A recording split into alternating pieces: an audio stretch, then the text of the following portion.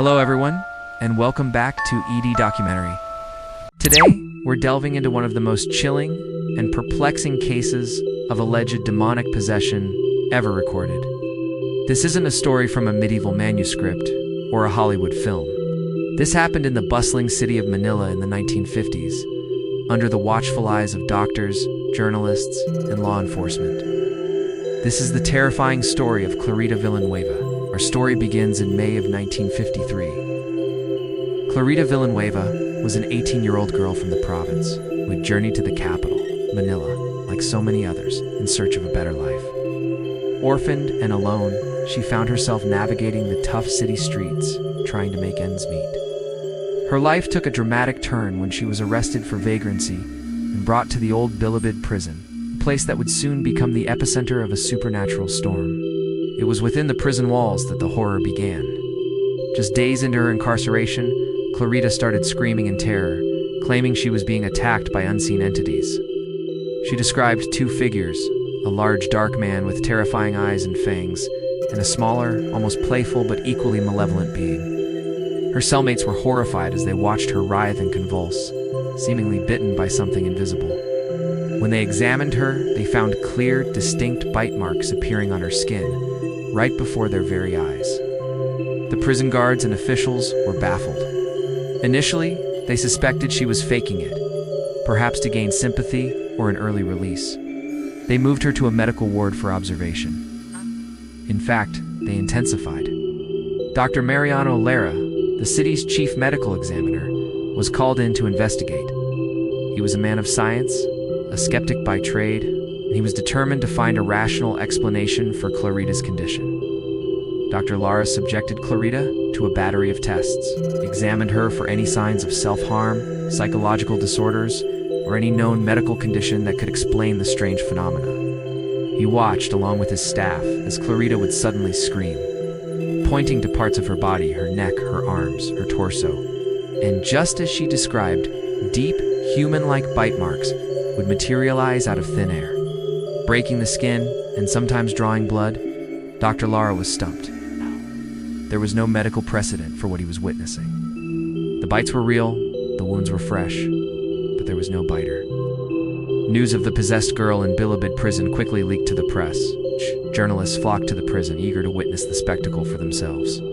One of those journalists was an American named Lester Summerall, who was also a minister. The story he would later publish, the Clarita Villanueva story, brought the case to international attention. He described chaotic scenes where Clarita would be thrown around her cell by an unseen force and would speak in strange, guttural voices that didn't sound like her own. The police and doctors, running out of options, allowed spiritual intervention. A series of priests and ministers were brought in to perform exorcisms. The initial attempts were met with violent resistance. Reports from the time claimed that during these rituals, Clarita displayed supernatural strength, throwing grown men across the room. She would mock the prayers and sacred objects, with the unseen entities allegedly becoming more aggressive. This is where Pastor Lester Summerall played a more direct role. He decided to conduct his own deliverance prayer for Clarita. He described a multi-day spiritual battle. According to his account, he and his team prayed over Clarita for hours on end, fasting and commanding the entities to leave in the name of God.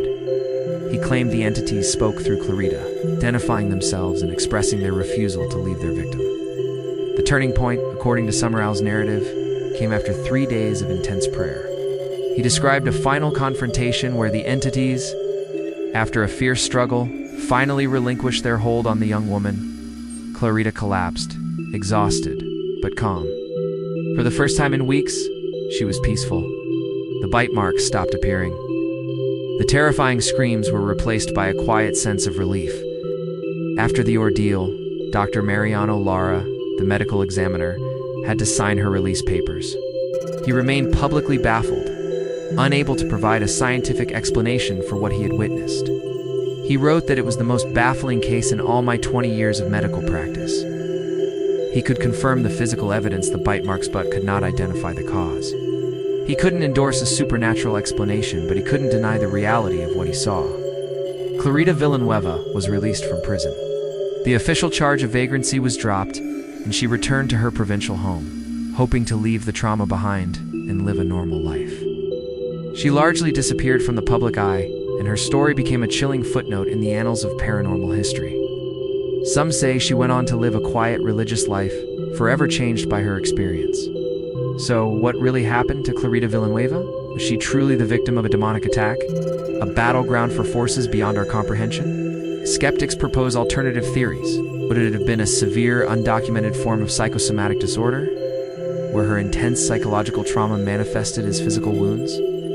This is a known, though rare, phenomenon called dermatological artifacts or factitious dermatitis. However, the sheer clarity, number, and human-like appearance of the bite marks, witnessed by multiple credible people, makes this theory difficult to fully accept for many. Others suggest mass hysteria.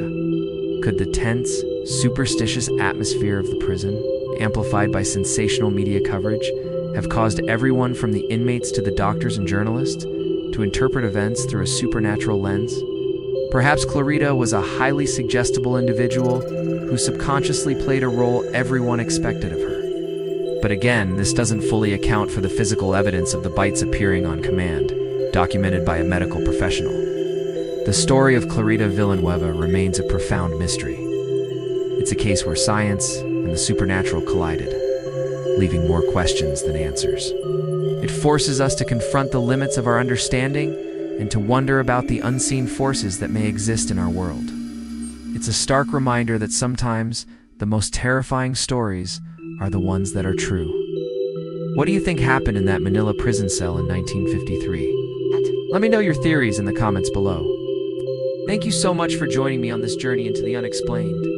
If you found this story as fascinating and unsettling as I did, please hit that like button. And do not forget to subscribe and turn on notifications so you do not miss our next deep dive into the unknown. Stay curious and stay safe.